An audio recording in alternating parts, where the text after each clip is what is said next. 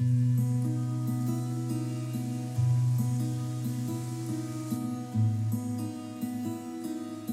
Good to go. Victor. Hi, Sunil. Yes, How are you doing? I'm good. How you been? Good. Great. So I'm good. I'm good. Absolutely good. I think we already had three sessions. Yes, Already, I think there's we. a fourth session. Okay, great. So as we had planned today, it will be about you. You are in the limelight. You're in the spotlight. I'll just be the director. Will adjust the light, but wherever you move, the light will be on you. Okay. Okay. So this is what we'll do. Okay, so I know you almost for a year now. Okay, so I mean, this is one of the special bondings that I've had at our workplace here. But I want to know more about you, like your years of growing up, what shaped the person that you are right now. So before I get to your earlier Um, days, I just want to understand one thing. So I see you as a very calm and composed person irrespective of the situation, right? And I hope like this is what at least I see from there, and internally I feel you're there. So my question to you is that, is it something that you've cultivated over time, or have you been like this? How has that come through? okay. Well, I have. I don't know. I mean, when I come to think of it, um, during school time, I was not an aggressive person. I was, yes, I was naughty. I was um, outgoing, but I was not a very. I mean, I was not a very aggressive kind of person. Yes. During college, I did have a slight aggressive side to me. I did boxing, I did taekwondo, I did a whole lot of adventure sports. So maybe that maybe made me a little um, pumped up, but I was never aggressive. I was not picking up fights um, or anything like that. I always had a long fuse, as I would say. Right? So, and somehow I think things around me also always happened in such a way that I uh, kept developing that sort of a fuse. There was once I remember while you just mentioned this, I remembered this during school time. There was once when a person picked up a fight with me. And I mean, he was arguing with me, and before I could do anything, there was another friend who came in, right, and who was maybe much bigger than me, and he came in and bashed that person. Right now, their fight then escalated to a much higher degree. But the fact was that, and I told that friend also, why did you step in? I mean, there was no need to step in, and because you stepped in now, he's retaliating, and all those things have happened. He said, no, I just couldn't see you take that nonsense. I was like, it's okay, I could have managed, and that's how I have. I mean, and seeing that, seeing him, I sort of vicariously learnt the fact that there is always, I mean, when you respond to violence with violence, there will always be an increase in the intensity, right? But when you respond to any aggression, any violence with calmness, right, you dampen the effect. Yeah, so it's basic science, I would say, which you're applying here, right? You enhance something, the resonance increases, amplitude increases. You dampen it. Uh, if your reaction is towards the opposite side, it usually helps much more, right? And so, yeah, college time, I was a little more reckless. I was maybe also planning to join the army after college. So that I was developing that side of me also, right? But yeah, but once I left the plans of joining the army and things, I sort of have mellowed down a lot more. Yeah, I think. So, does this attitude also help you in your decision making, making better decisions, or like when you make or when you're about to make some important decision in life? How do you navigate that? Do you first step back, coolly calm yourself? How do you deal with this? So Um, when it comes to decision making. okay. So most of the times when I am making a decision or when decisions need to be made, um, one, I do not stress myself out thinking about the decision um, too much beforehand, right? I try to make the decision when it comes to that situation, right? So I always say, let's think of crossing the river when we reach it, right? So Well, you are planned about crossing the river. You know you need to cross the river, but then why stress yourself out about it? So I tend to do that. And when it comes to taking a decision, I sort of, it is not that I'm consciously taking a break, push, getting out of the situation and thinking and working. I tend to, because I keep that slow pace of even decision making, I have time to think it over. Right. So it's something that I learned in school. Slight deviation. Right. There was one teacher of ours, English teacher. He was saying that when you read something, right, you should always read three three words ahead of what your eye should be reading, three words ahead. So that way, when you're, even when you're reading something out, you can always look up and connect with the audience. Otherwise, if you read word to word, then you'll always be reading the word, you will not be able to look up, right? So similarly, when and the other thing was, other than reading, the other thing was while speaking also, right? We Indians tend to have this habit of speaking very fast. So whenever I need to think and speak, I then reduce the rate of speech, right? So that each time I'm saying something, I'm thinking a little in advance. I use this in class also, right? When I need to come up with examples, I slow down my rate of speech so that then there are examples which are popping up, little light bulbs which are lighting up, and I can pick up which one I want to use and continue with that. It's a, I think Fast and Furious is good for a movie franchise, but slow and composed is better for life. Absolutely agree. So you talked about teacher. So let's get back to your school days. Uh, so how what the question is the role that your teachers had in your life. If you look back, okay, and of all the teachers that you had starting from school days to your graduation, post graduation, PhD, and all of those. So, what's the role that teachers played in your life, and do you have like any impactful teachers, like some teachers who might have had an impact on you still? Do you still remember those, and do you take that in your class when you go to class? Do you have such memories? There are many teachers who've sort of affected me in very positive ways. So one of the earliest teachers I remember who very positively affected me was my class teacher in, I think, maybe first or second. She was I was in a very remote base somewhere in Assam.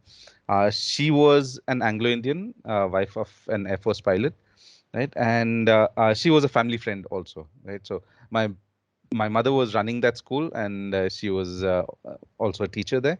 And Diane ma'am, as we used to call her, she was the English teacher, and she was the class teacher for my class. And the thing is, before that, I used to be, though we used to watch a lot of English movies and Hindi movies. My first language was always Hindi. The first language I started speaking was Hindi, and I used to always speak that. With her, I actually learnt English, right? With her, those were my formative years for learning the language. And then somehow the transition, or the depth of that effect was such that now when I think in English, right? Because that has become the most comfortable part of me, right? And so setting is sowing those seeds was actually done by the auntie. Right, Dian ma'am. Auntie and ma'am. So that used to become very confusing in school, calling her ma'am, and then at home calling her auntie, and then confusing between the two at two different places. I was a little kid, class one, two type of age.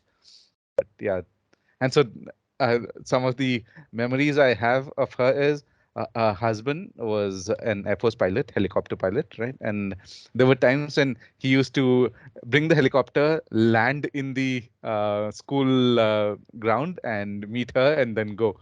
Right. So uh, think of it, 1-year-old kid seeing a helicopter land in his school ground. Well, I used to have a lot of experience with helicopters.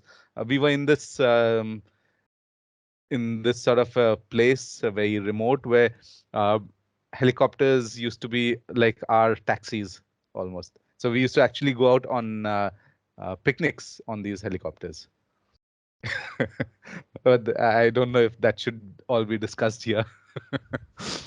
No, yeah, that makes sense. So, in those early years, what were your plans like for your future? How, so, I guess you're from Kerala, right? But Yes, you spent some part of your years in Assam, the northeastern part, right? So that correct. must be some sort of cultural shift, right? So, did you face that in your growing up years, the cultural transition, and how did this? And what were your like dreams, aspirations during growing up years? What did you Okay. want to do? How did you look at life in general based on your surroundings? Yeah. Okay, that is actually a very broad question. I'll try to touch on some parts, and then we can dwell further in that. Um, I mean, when I was a kid and staying in Assam, I was born to Malayali parents, but Malayalam is one of the last languages I learnt. Right, I started speaking in Malayalam maybe when I was 9, 10 years old.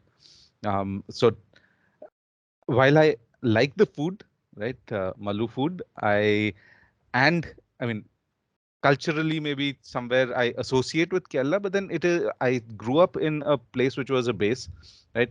Uh, had almost no Malayali friends, so and in at home also there wasn't any major thing. I mean, we our food wise also food we used to eat parathas for breakfast, right? So as North Indian as it comes, lunch used to be the only rice time, and so I never had that major Malayali effect on me, and didn't also have that major Assamese effect also on me because I was staying in a base which was very cosmopolitan, right? But Assam always stayed a very major part. In Assam, there are these temples called Which Namghars, place in Assam? Which place most? extreme, and it is almost on the border of China, border of Arunachal and China, right? So one extreme corner of India, right? And I'm not naming the place because this is going into the public domain, right? In spite of being in Assam, yeah, I was talking about Namghars, yes. In Assam also, while this was a base which had all its cosmopolitan sort of population, there were aspects of Assam which came in, right? So we had some Assamese friends also outside of campus. I don't know whether we met. No, we didn't meet them through the church. I don't know how we knew them. There were these people who had orange farms and stuff, and I remember us going to their house and then coming back with boxes full of oranges and things like that. Um, so those were people, and then when we would go to their house, the sort of food we'd have would be very typical Assamese type of snacks for kids.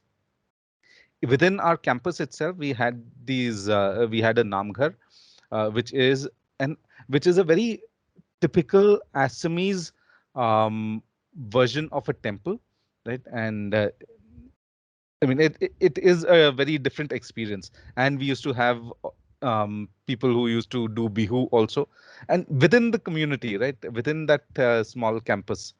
And my other exposure to spirituality and all that aspect were these gumfas, Tibetan monks who used to stay in gumfas. And in fact, it was Diane ma'am who took us to those gumfas, and we never knew that these things existed around our campus. And we went there, and the sort of experience that I had there, these are not like the Ladakhi Tibetan type of monasteries, right? The Buddhist monasteries that you find in Tibet, Ladakh. These were much smaller in size, right? So much more warm, very.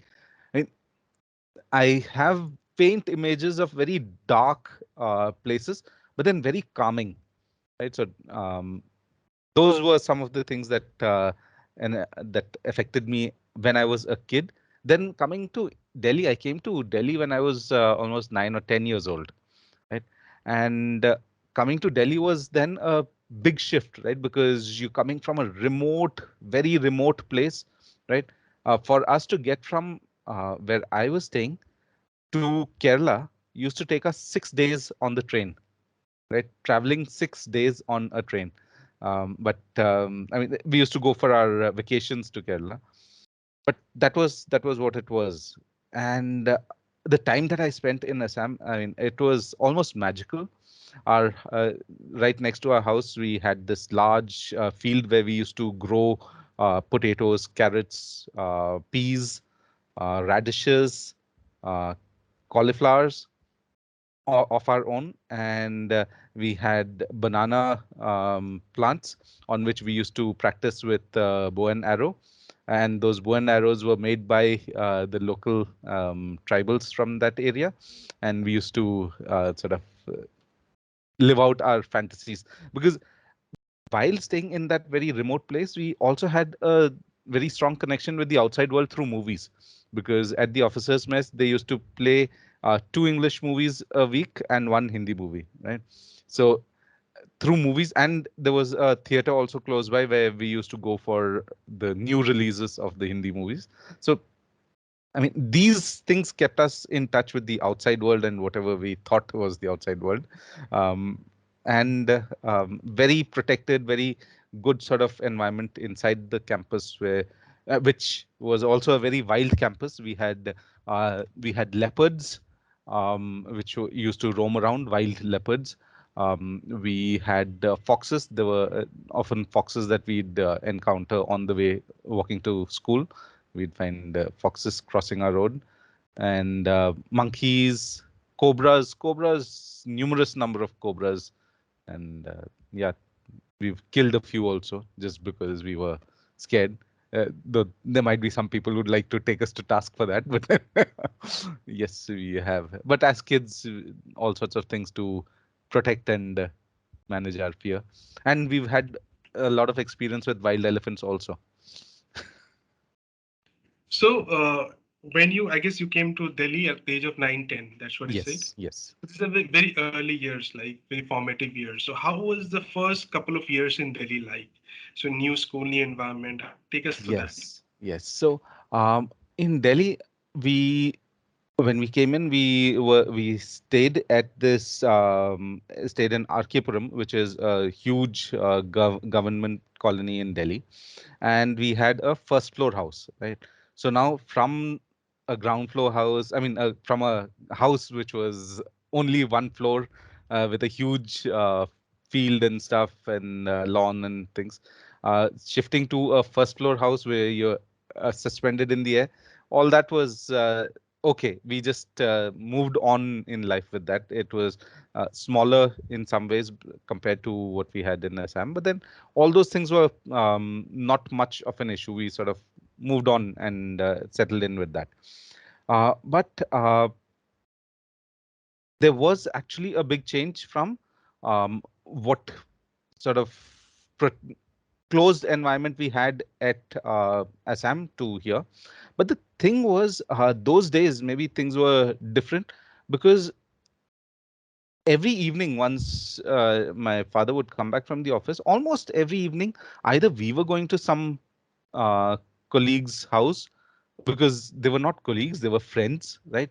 Or somebody would come over to our house, and then this was like, come sit, have tea, chit chat, and all that, and then maybe have dinner, or maybe go back home and have dinner, that sort of thing. I mean, it was just social interaction which used to happen. So because of that, I never lost that thing that we had at Assam also, all that social interaction, that close interaction.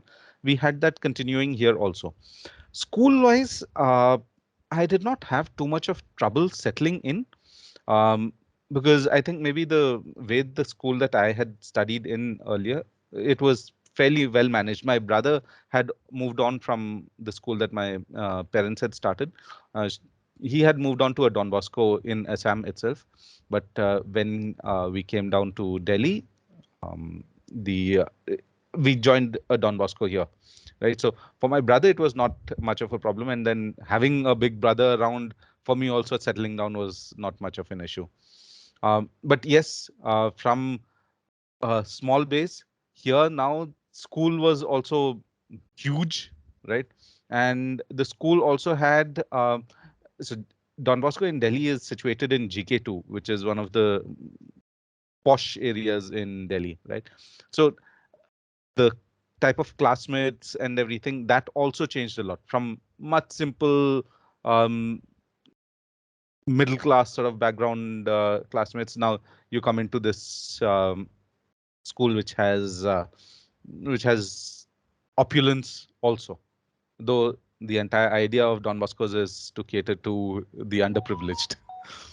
Yes. So Don Bosco, I think, have different types of schools. So I also belong to Don Bosco. So there are some schools which actually cater to the more well-to-do families, and then there are Don Bosco which also cater to the like much underprivileged kind of Yes. society. So that's the this one. But yeah. So I guess okay. Now when you came to Don Bosco, I'm sure the exposure like just went off the roof, right? I mean, it was a different atmosphere altogether. People, the language is different. People were different. Their backgrounds are different. So how did this affect you as a child? Like, did you start So seeing more possibilities, or since you came from a very remote place in the initial years, did you have some sort of insecurity? How did you cope? What was it like for you? for me, actually, there was no problem because the level of education that we had at our school in Assam, it was the same level. I did not feel any problem as far as the level of education was concerned. Um, from conversation perspective, I was already comfortable in English, and Hindi was the language I started with, and which were the languages being spoken in class, right? So the only regret that I have is that because came to Delhi, I lost touch with Assamese, right, and consequently Bengali also. I have some of that still wired in. I can understand a lot of Bengali and Assamese, but I do not have that confidence to speak. While when I was in Assam, I could actually read and write Assamese and Bengali also. But then that aside, um, so language was not a barrier. Um, the people at that age of 9, 10, you don't have apprehensions, you don't have all those I mean, you don't have so many um, biases or that much of maybe consciousness about who's uh, who's the person in front of you. I remember the first day um, going to school in the school bus. I made friends with this guy. Now this guy was actually one year senior to me. He is still a friend, and all through school and college, right? He remained as a very good friend. He was and is one of my best friends, so to say, right? Though we are not, he's out of India, so we're not in regular touch. His elder brother and my elder brother were in the same batch, right? So they were classmates. Remained friends through college together, and they have been friends till now, right? So they are fast friends, and that friendship happened because I started talking to this guy, and then so my brother started talking to his brother, and then that happened. We are family friends, and yeah, his mother was one of my maths teachers in ninth and 10th or something, 11th, 12th. So So, okay. So then what was it, and saying that when you're graduating from school, okay, 11, 12, what did you plan to do in life? Did you have those kind of things? And I come to your undergrad universities, that's there, but what did you actually wish for? Like say 9, 10th, 11, 12. okay, There's a time when we start really thinking so what you have to do, what you have to pursue. So what so was it? when I was in the 11th and 12th, I took up sciences just to have my options wider, right? And I liked science. What I did not realize at that point was that I was actually much better in the arts subjects, but then arts was not an option that we thought. And I think my school only had science and commerce at that point of time. So science with and without biology and commerce. Um, I think those were the only options. But then I said no, not going to become a doctor anyway, right? So did not take biology from the first case, and I also was. I mean, didn't give any of those engineering entrance exams, right? I was fairly sure that I did not want to. do engineering also, right? Though I always had this logical sort of mind. I was repairing stuff, and even when I was in school, I was repairing stuff. I was a very mechanical, logical type of person, making stuff with my own hands, right? Which are those early traits of an engineer, as some people identify. But then I never wanted to do study engineering, or get into that rat race of IITs and stuff. So uh, never bothered. I didn't give those exams. Yes, I did give one engineering exam, which was some Kerala engineering test or something, and that was only because I wanted to go on a solo trip to Kerala, right? So I actually went for that solo trip to Kerala, um, and guess what? The books that I took along uh, for for giving that entrance exam, I went and stayed with my uncle and aunt in Kochi, close to Kochi, right? And so one day, the day before the exam, my uncle said, "So don't you want to study for your entrance? It's tomorrow." I said, "Yeah, I think I will do that." And then I went, searched in my bag. I did not have any books because I'd never bothered. Right, the only thing that I had was a brochure for that thing. So I took out the brochure and read that, just to give them the impression that okay, I am I am studying something. Right. So that was how serious I was about doing. About doing engineering. I was pretty clear that I did not want to do that. I had computer science in, yeah, I had computers in school, and I was always so. Incidentally, i- we got the first computer at our house in by around 1989, right? So and this was at a time when almost, there were very few computers that you'd see at institutions also. And so we had this computer at home, which my father's father and his colleague, they sort of procured. It was a Wipro PC at that point of time, and Wipro used to be big on these desktops at that time. And so this friend of my father, while he was setting up the system, he said, uh, "This is for you people, right? You can do whatever you want on it. There's nothing that you can do which we cannot set right, right? So go ahead and do whatever you want." So that was my introduction into to technology, right?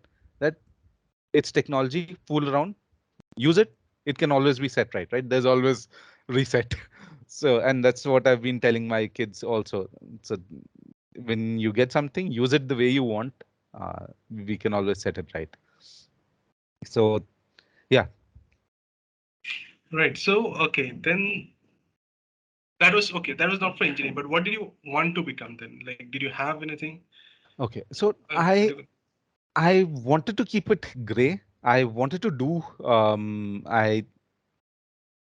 I was thinking very short term. I wanted to get into St. Stephen's College, right? Yeah. So that So, I was mean, my first one. that was the dream. Like in 11, Yes, 12, that's what you targeted. that Like, was just that was what I thought wanted to do.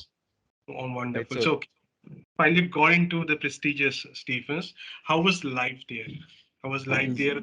Okay, before I ask that question, when you dreamt of Stephens, did you have an expectation of the kind of life that you're going to get there? I mean, what were your expectations? I mean, or other than the brand and what it is for, was it any also for the life that you'd get the exposure? What was it that attracted you towards it? so And once actually, you got there, did all this meet? okay. Actually, Stevens was not so much about the brand for me, but about the life, right? I had uh, I had heard a bit about St. Stephen's College. I did not know what it was uh, when I was joining it, but my brother was already there, right? So my brother was 3 years older than me, and he was already there by the time I was starting my 11th and 12th, right? So for me, St. Stephen's College was that place where my brother was already studying and going for treks and doing all sorts of stuff which was fun, which was independence and the sort of growing up that I looked forward to. And at that time, he used to travel by the University Special, which is U Specials as we used to call it, which were buses that the Delhi Traffic Corporation used to run for students to travel from various parts of Delhi to go to North Campus or South Campus, whichever campus that you were in, right? So, and he used to have all these stories that he used to tell me. So I wanted that life, which was those typical. I mean, nowadays when people think about graduation also, they have these huge expectations of, okay, I will do this and then I will get a job. During my graduation, I will do all these extra qualifications, all these extra things which will add up and create my resume. For us at that time, it was about resume will get built up, right? You're doing stuff and those things will happen. But and things about networking, right? I would say Stevens would have been the best place for anyone to think of in terms of networking. But then none of us went there with that thought, at least at that time. None of us had that thought that, okay, I'm going here to network. It was, I'm going there and I'm going to live my life. And networking happened just on the go, right? And life at Stevens will require another full episode. It was a roller coaster ride, right? Roller coaster with all the just the high, no lows as such, but then the lows are required whenever you need to get that high. Right? So I did a whole lot of trekking in when I was part of when I was in St. Stephen's College. I did a whole lot um, of photography, developing my own black and white prints and things like that, because those facilities were there. We had a dark room that we had access to. Um, College fests, which were very different, right? St. Stephen's College, while it is part of DU, it still keeps a lot of things within the college, right? So the fest is more an intra-college event than an inter-college event. All the other colleges had more inter-college events. Right? There used to be inter-college parts of the fest, but then the fest was also mostly intra-college. And there used to be such fun events. Um, Without any I mean, see, when you have things which are inter college, enmity and competition and all increases. But here, because it was intra college, all that did not happen, right? So they were nurturing events more than competitive events. um yeah, so I stayed in the hostel. We call it the residence. So in Stevens, you have a lot of these terminology, particular terminology that you tend to use. So we call it the residence. It's for the rest of the world, it's called a hostel block. I stayed in the hostel from the first year itself. In fact, when I was in the first year, um, I sort of requested my parents that I don't want a bike or anything. I don't want anything. I don't want a big pocket money. Not that they would anyway have been able to afford that, being government servants and stuff. But I said, I just want to stay on campus. And in Stevens, there used to be this saying that day skis or day scholars, as they're called, are only quarter Stephanians. You're a full Stephanian only if you stay in the hostel, in the residence, because that's when you spend the entire day in Stevens, right? So all those snooty things were part of the culture. But then for me, I wanted that exposure, wanted that independence also. But even with all that want for independence, I used to always uh, come back home every Friday evening or Saturday morning with my bag of laundry, get the laundry done, and then go back on Monday morning or Sunday night.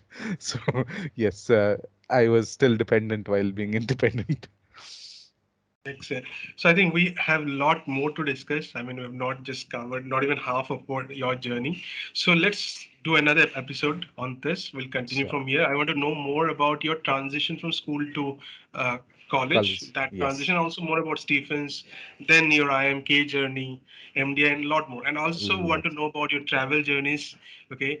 I also want to touch upon your relationship with kids and maybe some parenting tips from there to take up, right? So there's a Definitely. lot more to discuss. Let's do it another episode on this, right? So Definitely. next week we'll do another episode, and for today, let's just wind up here, right?